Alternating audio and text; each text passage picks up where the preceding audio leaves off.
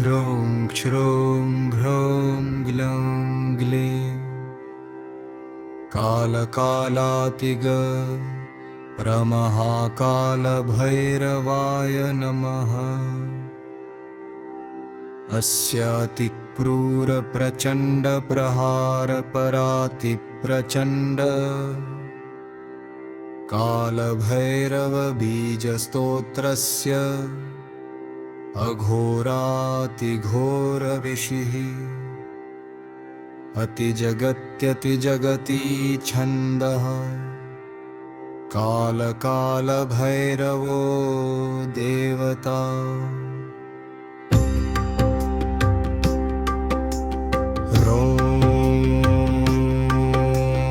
बीजं क्षरौं शक्तिः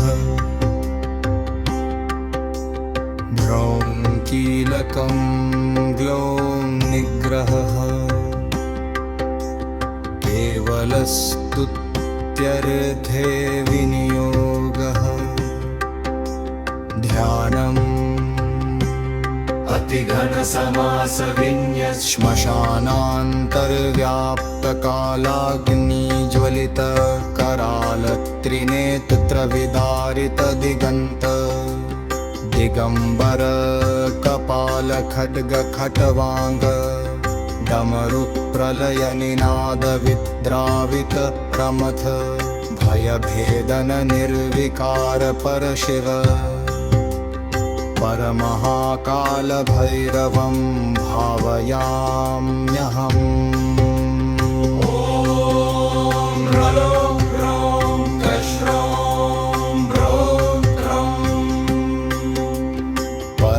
परप्रचण्डकालभैरवाय नमः। स्तोत्रम् अतिदुर्गम प्रहारात्मक नियन्त्र युगन्तसंहृत समस्त भुवन प्रपञ्च शून्यातिशून्य शिवैक निरालम्ब तत्त्व परात्परातीत भैरवा नमो नमः।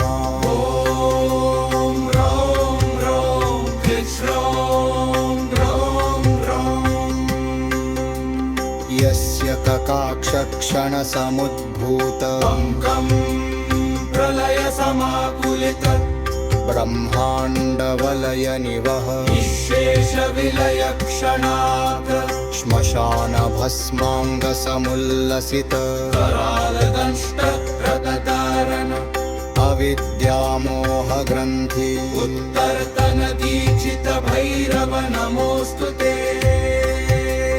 ॐ तिश्रां दह दह विदारय विदारय कालभैरवाय फट कालस्यापि नियन्तायः मृत्योर्मृत्योरधिष्ठितः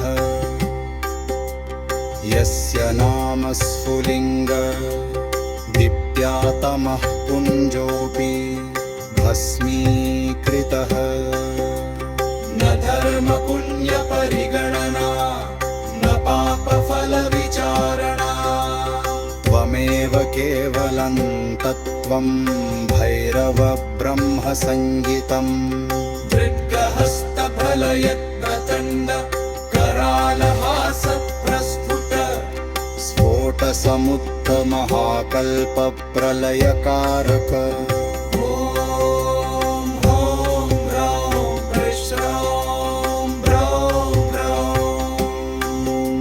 उग्रोग्रतर प्रचण्ड प्रहार अतिभैरवाय पत फतर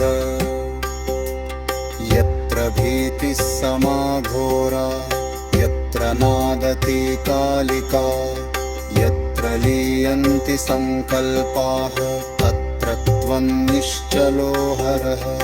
अहंकार शिरोच्छेदमोहकमोघन प्रहारी शून्य शून्यतर परिवस्थित परमेश्वर भस्म सत्य सत्यङ्कपालं सत्यं कालोऽपि सत्यविकम्पितः यः पश्यति तव तत्त्वं स भैरवो न चान्यथा मन्द्यावाहन महाप्रचण्ड प्रहार भाभयाभयम् न मे भयं न मे बन्ध न मे मृत्युर्न मे रिपुः तन्नामकालाग्निप्रहारे सर्वं सर्वत्र शान्त्यताम् इति श्रीसुमन विरचित